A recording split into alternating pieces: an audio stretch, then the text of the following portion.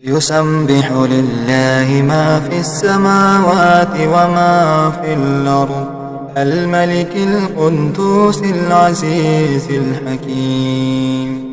هو الذي بعث في الأميين رسولا منهم يتلو عليهم آياته ويزكيهم ويعلمهم الكتاب والحكمة وإن كانوا من قبل لفي ضلال مبين، وآخرين منهم لما يلحقوا بهم وهو العزيز الحكيم.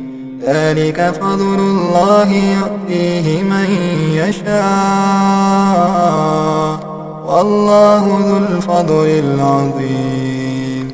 مثل الذين حملوا التوراة ثم لم يحملوها كمثل الحمار يحمل أسفارا، بئس مثل القوم الذين كذبوا بآيات الله والله لا يهدي القوم الظالمين.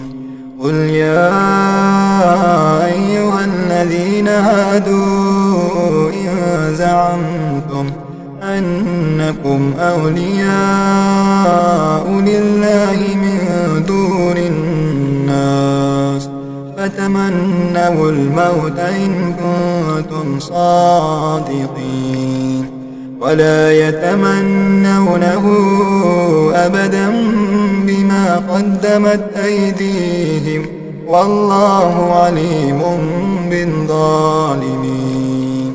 قل إن الموت الذي تفرون منه فإنه ملاقيكم ثم تردون إلى عالم الغيب والشهادة فينبئكم بما كنتم تعملون.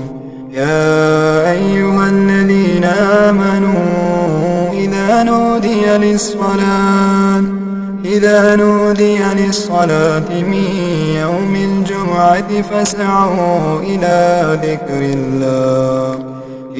ذكر الله وذروا البيع ذلكم خير لكم إن كنتم تعلمون. فإذا قضيت الصلاة فانتشروا في الأرض وابتغوا من فضل الله واذكروا الله كثيرا لعلكم تفلحون. وإذا رأوا تجارة أو لهوا انفضوا إليها وتركوك قائما. قل ما عند الله خير من اللهو ومن التجارة والله خير الرازقين.